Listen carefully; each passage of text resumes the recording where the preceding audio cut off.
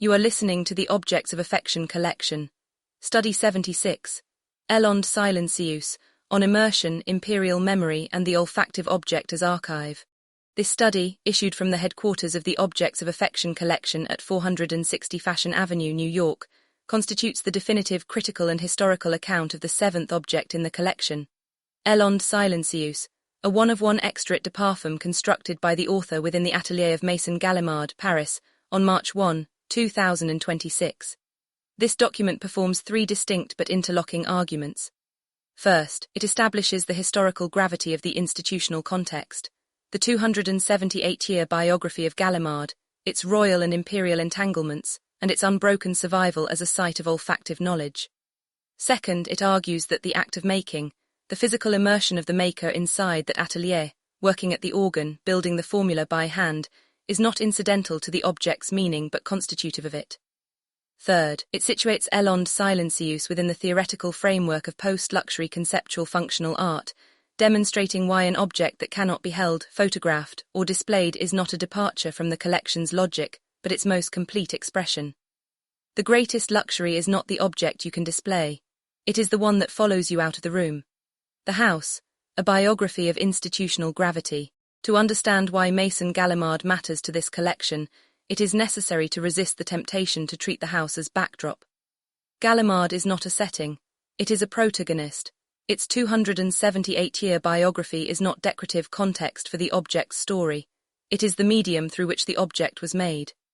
To work within Galimard's atelier is to enter into relationship with that entire history, to borrow its institutional gravity, not as an act of prestige-seeking, but as an act of honest material selection.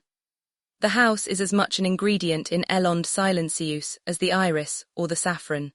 Jean de Galimard, Lord of Seyranen and a member of the Corporation of Glovers and Perfumers, established his house in Grasse in 1747. Grasse, positioned in the maritime Alps of the Côte d'Azur, 17 kilometers from Cannes and surrounded by fields of jasmine, rose centifolia and orange blossom, was already becoming what it would formally be declared, the world capital of perfume. Jean de Galimard was among the architects of that designation. His house supplied the court of King Louis Roman XV, Louis le Bien-Aimé, the Beloved, with olive oils, ointments and perfumes of which he was himself the inventor of the original formulas. The court of Louis Roman XV was not incidentally fragrant. It was systematically, almost architecturally perfumed. Contemporaries described it as the most scented court in the history of Europe, a sensory infrastructure of which Galimard's formulas were a structural part. To be purveyor to that court was not a commercial relationship. It was an act of cultural co-authorship. Galimard's scents were woven into the daily ceremony of Versailles itself. The French Revolution ended that world. Perfume became suspect, a marker of aristocratic allegiance, a sign of complicity with the old regime. During the Terror, its use was frowned upon and at the height of political violence, actively dangerous. Galimard survived. This is the first of the house's great institutional arguments. It did not require political stability to persist. It required only the irreplaceable quality of its knowledge. Then came Napoleon. On March 1, 1815, the Emperor landed at Gulf Juan with a force of roughly 1,000 men, returning from exile on the island of Elba. He moved north toward Paris in the maneuver that became the 100 Days. His route took him through Cannes, and then inland to Grasse, the city of perfume. On March 2, 1815, Napoleon bivouacked with his troops on the Plateau de Roquevignon, above the city, a site now formally designated the Plateau Napoléon in his memory. He crossed the city and continued north toward Grenoble. The road he travelled became the Route Napoléon, one of the most historically charged roads in France, stretching 300 kilometers from the Mediterranean to the Alps and travelled by thousands of visitors annually. The significance of this moment for the house is not merely geographical. Napoleon was famously devoted to fragrance. He reportedly used eau de cologne in extraordinary quantities throughout his campaigns, drawn to its citrus freshness as both a sensory and a symbolic matter. As a Corsican, he was attuned to the aromatic garrigue of the Mediterranean coast, the wild herbs, the maquis, the fragrant shrubs growing on sun-heated rock. His documented affinities for roses, orange blossoms, violets and jasmine map almost exactly onto the flowering landscape of Grasse. When Napoleon passed above this city, he passed above the terroir that had supplied Versailles for 68 years and would continue to supply the greatest perfume houses of France for the next 2 centuries. Galimard was among those houses. The emperor did not stop. But the house was there, as it had always been. In 2015, on the bicentennial of that passage, Galimard created the fragrance Napoleon 1815, a Mediterranean composition opening on citrus and pepper, moving through jasmine and rose, and settling onto a base of sandalwood, vetiver and vanilla. The vetiver was chosen deliberately to evoke the leather of soldiers' boots, the patchouli, the ground beneath horses. It was an act entirely characteristic of the house, transforming a historical moment into a scent, fixing the fugitive into something wearable and real. Galimard did not survive 278 years by accommodating fashion. It survived by being the thing that fashion cannot replace. The house is today part of a UNESCO Intangible Cultural Heritage designation, awarded in November 2018 to the perfume-making knowledge and traditions of the Grasse region. The designation is significant because it acknowledges that what Galimard practices is not simply manufacturing, but the transmission of embodied knowledge. A craft that cannot be reduced to a formula sheet or replicated by a machine, that lives in the hands and the nose of the practitioners who carry it forward from generation to generation. This is the institutional context into which the Objects of Affection collection entered on March 1, 2026. Not a boutique, not a vendor. A UNESCO-recognized site of cultural transmission with a documented 278-year chain of custody over one of the most demanding forms of human craft. The act of making, immersion as authorial method. The Objects of Affection collection does not acquire. It makes.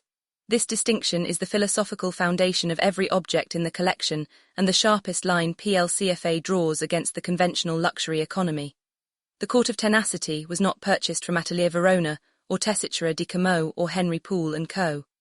It was made in collaboration with those houses, through hands that participated in every stage of its production. The silk carré carries 288 hours of manual illustration, not because illustration is an expensive process, but because the duration of that labor is itself an argument, a statement about what it costs to make something that cannot be simulated. Object 007 was made by the same logic. On March 1, 2026, the author entered the Studio des Fragrances of Galimard's Paris atelier and sat down at the organ. The perfumer's working station, arranged with essences organized by olfactive family and structural function. The organ at Galimard Paris carries 127 distinct essences, not synthetic approximations, but the materials the house has worked with since the Grasse tradition was formalized in the 18th century. The same jasmine and orange blossom from the maritime Alps fields. The same iris, sandalwood and oud that supply the most demanding perfumers in France. The process of building a formula at the organ is an act of compositional reasoning that operates simultaneously across multiple registers. The structural register, head, heart and base notes must be chosen not only for their individual character, but for how they interact, how the volatility of the top notes gives way to the complexity of the heart, how the base anchors the composition over the dry-down hours. The proportional register, decisions at the level of individual milliliters determine whether a tension between two notes resolves into complexity or collapses into noise.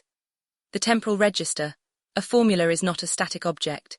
It moves through time on the skin, revealing progressively deeper layers as the volatile fractions burn away.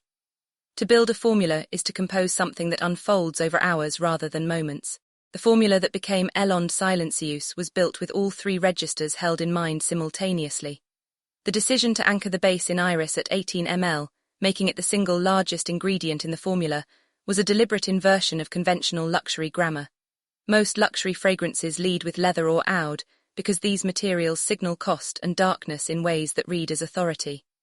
Iris is cooler, more structural, more architectural. It is the foundation of the oldest perfumery tradition in France, and it is harder to wear well precisely because it does not perform. It simply is. That was the intent from the beginning, not a fragrance that announces its presence but one that occupies the space it enters, quietly and without apology. The decision to place saffron and fig at equal volume in the heart was the boldest compositional choice in the formula. Saffron is metallic and honeyed, carrying a slight leathery edge that reads as intent. Fig is milky, green and dark in a way that is almost photographic in its specificity.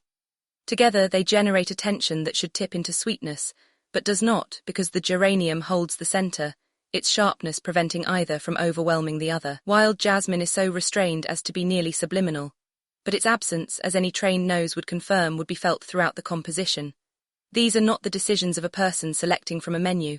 They are the decisions of a maker working inside a tradition with its materials, under the guidance of its practitioners, accountable to the integrity of the result. Silencieuse belongs to no catalogue, no counter, and no other collection. It was made once in one place, by one hand. This is what PLCFA means by authorship through immersion. The author is not the person who specifies a product and receives it. The author is the person who sits at the organ and decides, milliliter by milliliter, what this object will be. Galimard's atelier is the medium, not the manufacturer. The 278 years of institutional knowledge the house carries are the conditions that made this particular act of making possible, not because they lend the object their prestige, but because they are the substrate in which it was grown. The theoretical object, PLCFA, and the archival paradox Post-Luxury Conceptual Functional Art begins with a single diagnostic claim, that conventional luxury has undergone what the collection's theoretical framework calls the archival death mandate. The luxury object in the mass-market era is designed not for endurance but for velocity. It is produced at scale, marketed through the hollow codes of heritage and exclusivity, purchased as a signal rather than a thing, and discarded when the signal loses its currency. The result is an economy of objects that are, in the deepest sense, disposable, objects stripped of the narrative weight that once made them worth keeping. The Objects of Affection collection is a form of resistance to this mandate. Each object is designed to carry moral weight, the accumulated value of the decisions, labor, relationships, and institutional histories that were required to bring it into existence. Moral weight cannot be manufactured or applied after the fact. It must be built into the conditions of production from the beginning. This is why the collection makes rather than acquires, why it works within living institutions rather than licensing their imagery, and why each object's documentation, the production log, the archival record, the critical study, is as integral to the object as the physical thing itself. Silencieuse presents the collection with its most acute theoretical challenge and its most philosophically complete expression simultaneously. The challenge is this: the archival death mandate operates primarily through dematerialization. The digital economy has trained us to treat the ephemeral as sufficient, to accept the image of a thing in place of the thing itself, the story of a craft in place of the craft. An olfactive object is, in one reading, the most vulnerable possible choice for a resistance artifact.